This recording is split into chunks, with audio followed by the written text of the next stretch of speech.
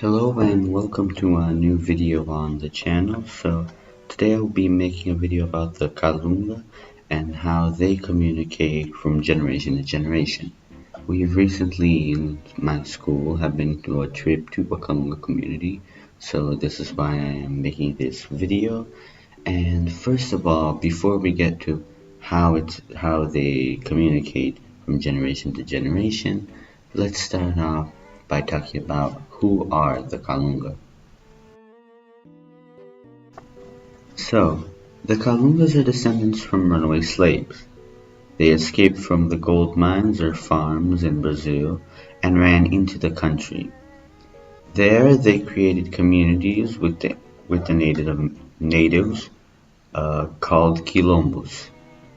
They lived in isolation for many years out there, and they have only recently come out of their isolation. All the communities we went to on this trip have electricity or have gotten the internet only very recently. One of the most recent examples is the community in Cavalcante, which only got their electricity and internet only 3 years ago. And now let's talk about how they communicate with each other and how they pass on information from generation to generation.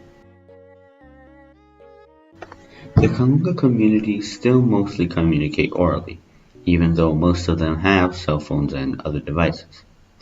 They normally use these other devices for long-distance communication with family members or in the need of an emergency. Traditions are passed on from person to person. The oldest normally teaches the younger how the traditions work, and then they will pass it on and on and on until everybody in the community will know about the tradition. They don't have a lot of books, so traditions aren't passed on by books. And normally the books they do have are from outside of the community, so they don't teach the knowledge for their traditions inside their community. And the children there, they are only taught until primary or secondary inside the community. It depends on the school in the community. In one of them we only had it until primary, and in the other we had it until secondary. And after that they will leave to go to the city to study in a secondary school or to university. And that is why they also use the cell phones and other things like that. Now let's talk about how it's different from what the videos I have been doing until now.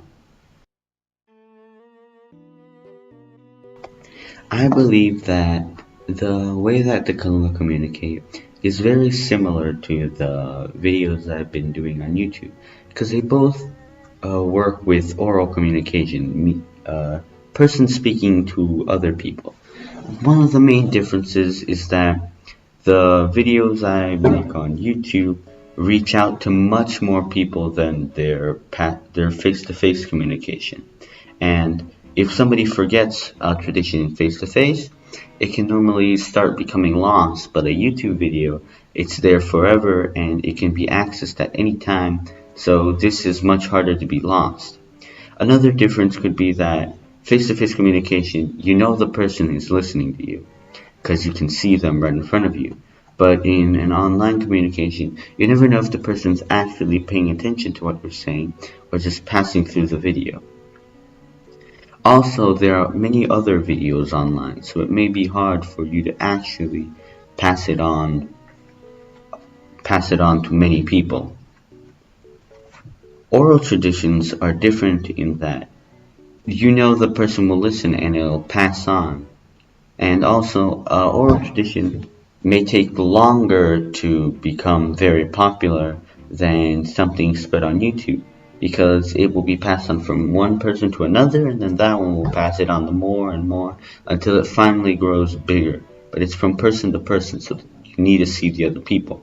And on YouTube, due to it being online, many people can access it at the same time, meaning it will spread much faster. The Kalunga will also use more informal language to pass on their tradition from person to person, while in the YouTube videos we tend to use a little bit more formal language, so we're able to send the message of awareness of video game addiction.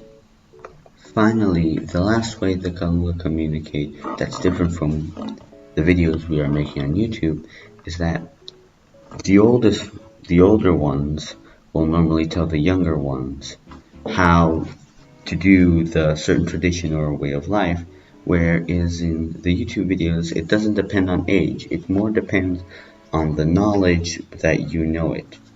It doesn't matter what age you are, you can still teach people that are older than you and younger than you, while the Kalunga community, due to them being more oral, the older ones will have the more knowledge than the younger ones almost certainly all the time, while in our society, due to we having a lot of access to the internet, sometimes someone who's younger than you might know more than a person who's older than you, and that way we can spread the information in a different way than only older to youngest. We can sometimes even spread it from youngest to older, or even backwards. Finally, my conclusion. In conclusion, I believe that the Kalunga still communicate very similar to how we do. It's just that due to them being slightly behind and only recently coming out, they have little access to the internet, but I feel that over time they will start becoming more and more like our society.